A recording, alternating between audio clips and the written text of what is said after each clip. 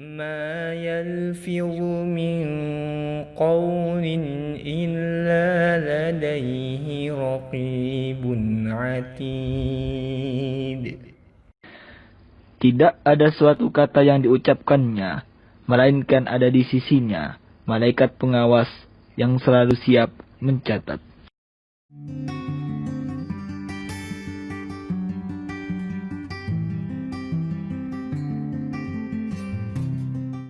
Bismillahirrahmanirrahim. Assalamualaikum warahmatullahi wabarakatuh. Innal hamdalillah nahmaduhu wa nasta'inuhu wa nastaghfiruh wa na'udzu billahi min shururi anfusina sayyiati a'malina may yahdihillahu fala mudhillalah wa may yudlil fala hadiyalah. Asyhadu an la ilaha illallah wahdahu la syarikalah wa asyhadu anna Muhammadan abduhu wa rasuluhu la nabiyya ba'da. Amma ba'd. Ma'asyiral muslimin wal muslimat rahimakumullah. Dalam hidup kita selalu berhadapan dengan kondisi yang sesuai dengan harapan kita, dan kadang-kadang ada kondisi tertentu yang kita alami tak sesuai dengan harapan kita. Ada masalah-masalah hidup yang perlu kita waspadai, yang kalau dia selalu ada pada kita, maka kita akan selalu digelayuti oleh kesusahan, oleh kesulitan dan ketidaknyamanan hidup. Hal inilah yang akan kita pelajari dalam kesempatan kali ini. Mudah-mudahan masalah-masalah yang mungkin ada pada kita dapat kita atasi sehingga membuat kita menjadi senang, menjadi nikmat menjalani kehidupan ini tanpa masalah-masalah yang mengganggu kita. Dalam sebuah hadis diriwayatkan oleh Abu Sa'id Al-Khudri, beliau berkata, dakhala Rasulullah sallallahu alaihi wasallam dzata yaumin al-masjidah. Rasulullah sallallahu alaihi wasallam pada suatu hari masuk ke masjid, tentunya Masjid Nabawi. Fa idza huwa bi rajulin minal ansar, dan di situ beliau ketemu ada salah seorang laki-laki dari kalangan Ansor. Yuqalu lahu Abu Umamah, yang sering digelar atau dipanggil dengan Abu Umamah.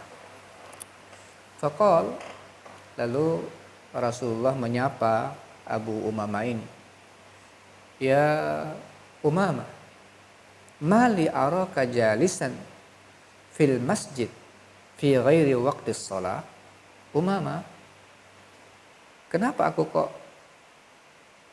melihat kamu duduk di sini di masjid? Ini kan bukan waktu sholat. Itu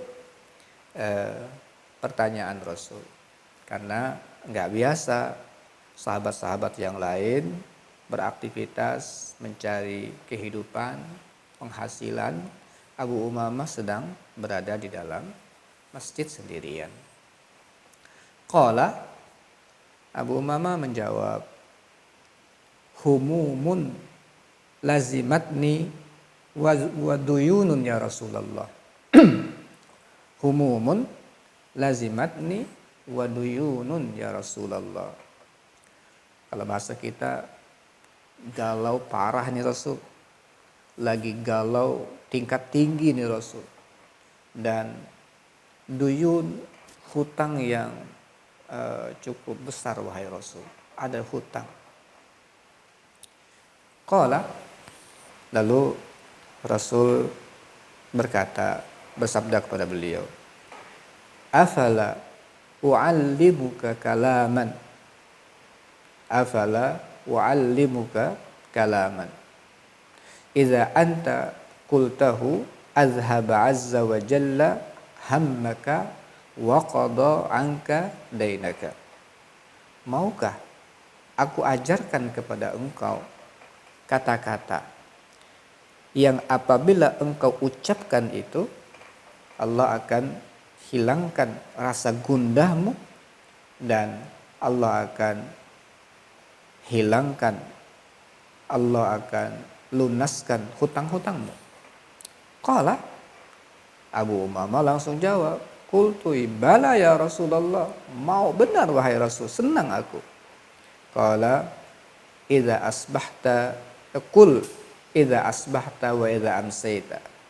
Nabi bersabda, ucapkanlah apabila waktu pagi, waktu sore ucapkan ini, Allahumma inni a'udzubika minal hammi wal hazan wa a'udzubika minal ajzi wal kasal wa a'udzubika minal jubni wal bukhl wa a'udzubika min ghalabatid daini wa qahrir rijal.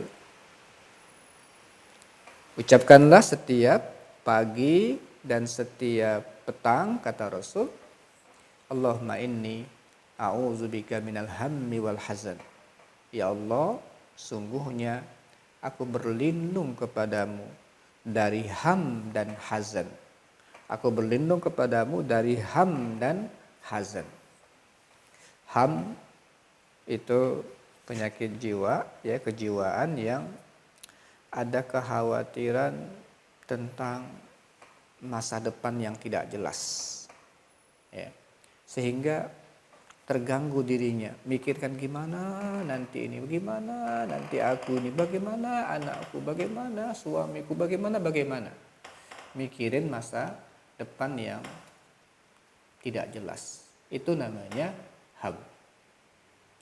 Kemudian wa'udzubika minal ajzi minal hammi wal hazan. Yang kedua, hazan, rasa sedih, tapi sedih itu memikirkan masa lalu. Sedih memikirkan masa lalu.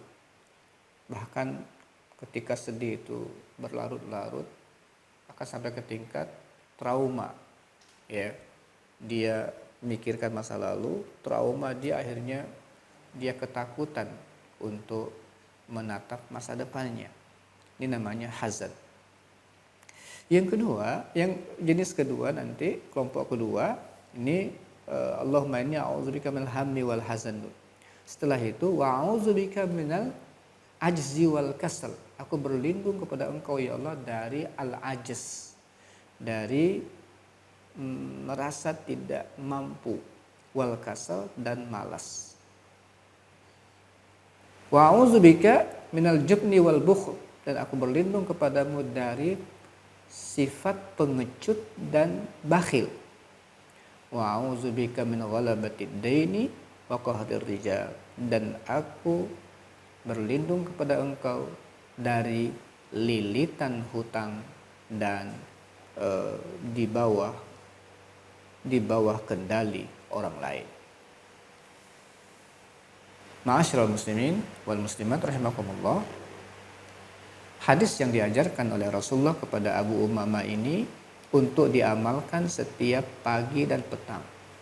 Berlindung dari 8, ya, berlindung dari 8 penyakit, saya sebut dengan 8 penyakit mental ini, ya, dari 8 penyakit mental.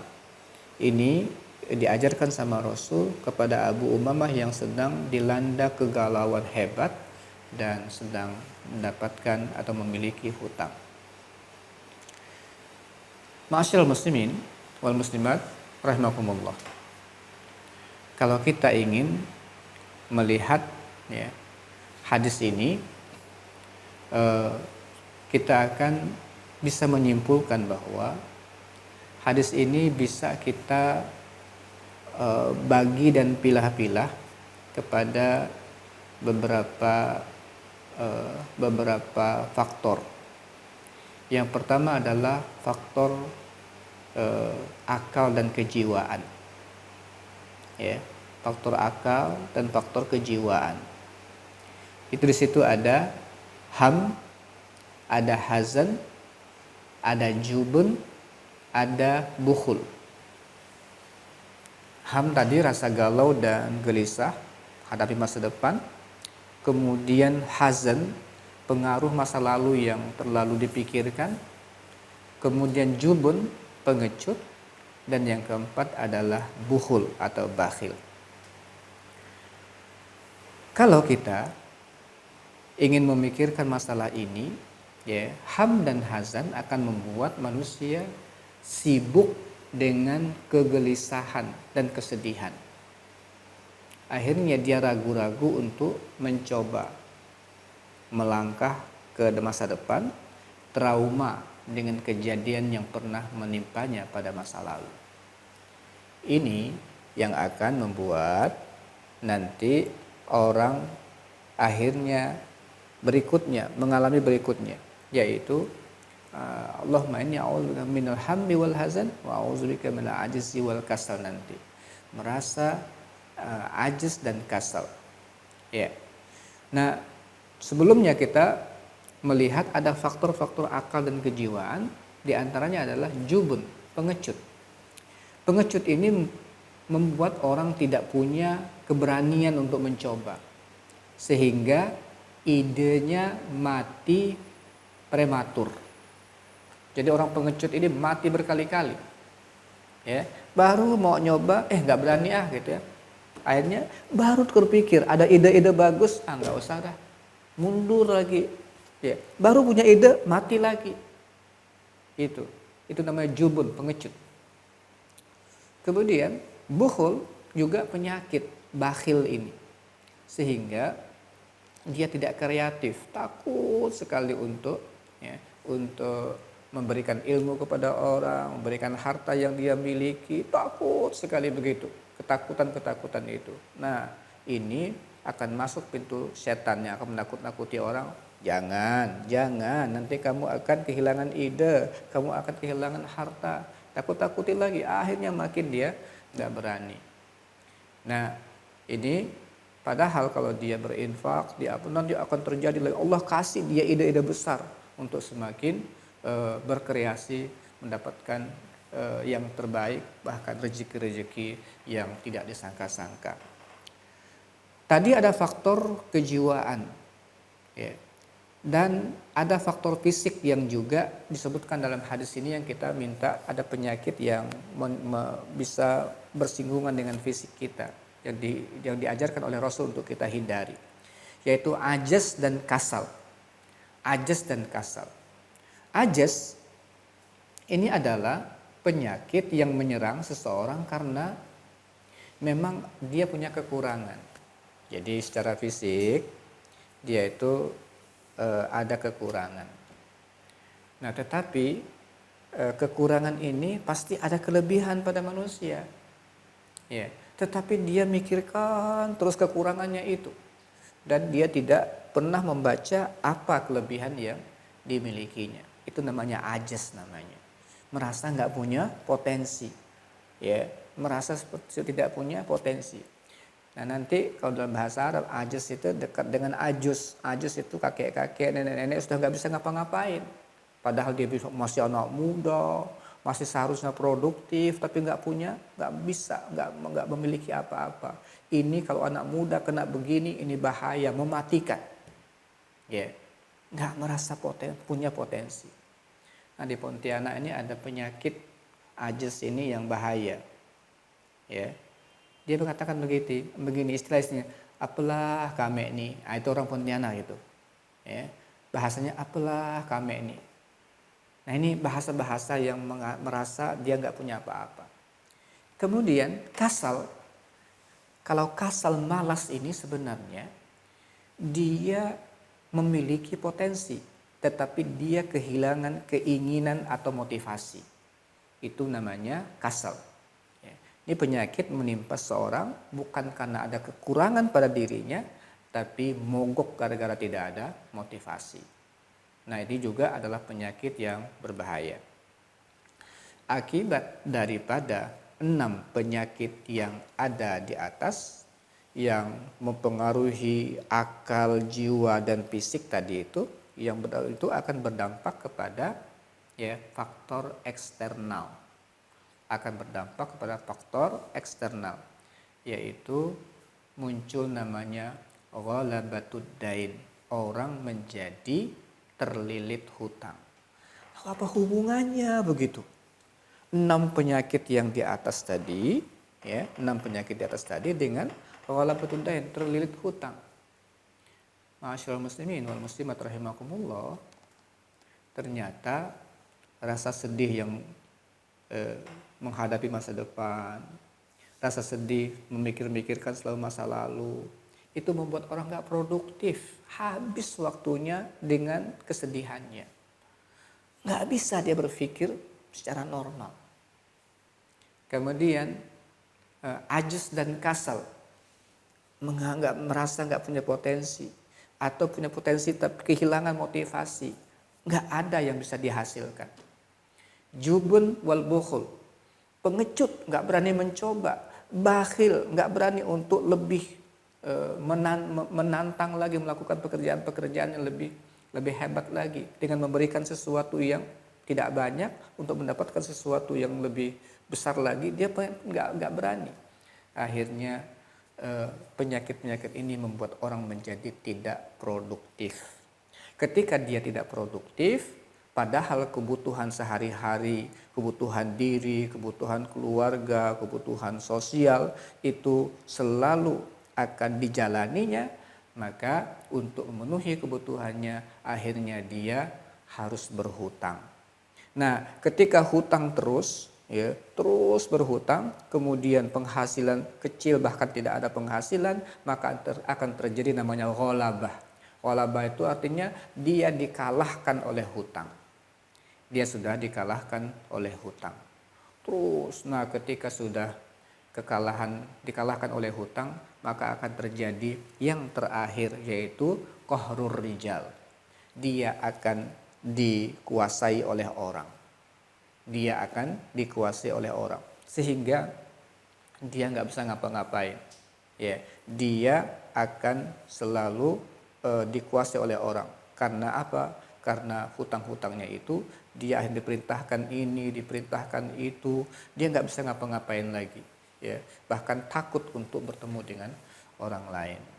Nah, pencinta kajian-kajian keislaman dan ma'asyiral muslimin wal muslimat rahimakumullah, ini oleh Rasulullah SAW dijadikan sebagai salah satu cara untuk doa ini untuk menghilangkan rasa sedih dan untuk menghilangkan hutang. Pagi dibaca, sore dibaca. Nah, dengan kita berusaha untuk mengamalkannya itu, kita berusaha untuk menghilangkan 8 penyakit mental itu dulu dalam diri kita. Jangan sampai kita selalu berpikir yang tidak produktif, mikirkan masa depan yang tidak jelas, ya, hanya sedih yang muncul, mikirkan masa lalu yang sudah pergi. Ya, lalu kita mengalihkan perhatian kita untuk berpikir fokus, memikirkan hal-hal yang bisa mendatangkan produktivitas. Pagi kita minta itu sudah dihilangkan dari kita. Pagi-pagi kita minta supaya perasaan gak mampu itu dihilangkan, perasaan malas itu dihilangkan, perasaan pengecut dihilangkan, perasaan bakhil itu dihilangkan. Lalu perasaan atau ingin berhutang terus juga ya dia stop. Nah, ini kalau terjadi, ya dia minta kepada Allah, dia buktikan untuk bertekad menghilangkan hal-hal itu dalam dirinya sejak pagi. Mudah-mudahan dia dibantu oleh Allah Subhanahu wa taala untuk keluar dari penyakit-penyakit seperti ini. Lalu apa yang terjadi pada Abu Umamah? Beliau mengatakan fa'altu dzalik. Aku lakukan itu, aku amalkan apa yang diajarkan oleh Rasulullah sallallahu alaihi wasallam. Nah, tentunya tidak berarti langsung ketika dibaca semuanya akan selesai. Tapi dia lakukan apa amalan ini, tentunya dia juga buktikan bahwa dia ingin keluar dari penyakit-penyakit itu, lalu dia bekerja, dia melaksanakan hal-hal yang menjadi sabab datangnya rezeki dari Allah Subhanahu wa taala.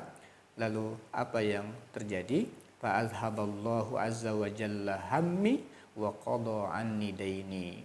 Lalu Allah hilangkan semua rasa kegalauan yang menyelimutiku, menggelayutiku,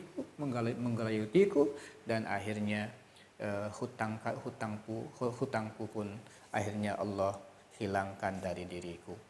Nah, ma'asyiral muslimin wal muslimat rahimakumullah, ini penting sekali untuk jadi amalan kita sehari-hari, setiap pagi dan petang kita amalkan. Mudah-mudahan ya dengan kita mengamalkan ini muncul semangat kita untuk menghilangkan penyakit-penyakit yang mungkin singgah di dalam kejiwaan kita, di dalam pikiran kita, atau yang ada di fisik kita itu hilang rasa ketidakmampuan kita, sehingga bangkit semangat kita untuk memanfaatkan nikmat Allah Subhanahu wa ta'ala yang diberikan kepada kita. Nah, dengan demikian insya Allah ketika masalah menjadi hilang, maka insya Allah hidup kita pun tidak akan terjadi kegalauan-kegalauan, optimis menatap masa depan, kemudian akhirnya kita menjadi manusia yang merdeka, mampu terlepas dari hutang, dan bisa untuk menentukan sikap-sikap terbaik, karena hidup ini singkat. Kita perlu menghasilkan banyak karya-karya besar. Oleh sebab itu, jangan kita dimatikan dengan penyakit-penyakit berbahaya yang disebutkan di dalam hadis ini. Mari kita amalkan setiap pagi dan petang doa ini. Allahumma inni a'udzubika minal hammi wal hazan, wa a'udzubika minal ajzi wal kasal, wa a'udzubika minal jubni wal bukhl, wa a'udzubika min ghalabatid daini wa qahrir rijal. Pagi setelah subuh sampai terbit matahari, sore dari ba'da asar sampai terbenam matahari. Mudah-mudahan Allah Subhanahu wa taala berikan kekuatan kepada kita untuk selalu melaksanakan perintahnya, mencontoh sunnah-sunnah Rasul sallallahu alaihi wasallam untuk kebahagiaan hidup dunia dan akhirat. Aqulu qouli hadza wa astaghfirullah li wa lakum. Assalamualaikum warahmatullahi wabarakatuh.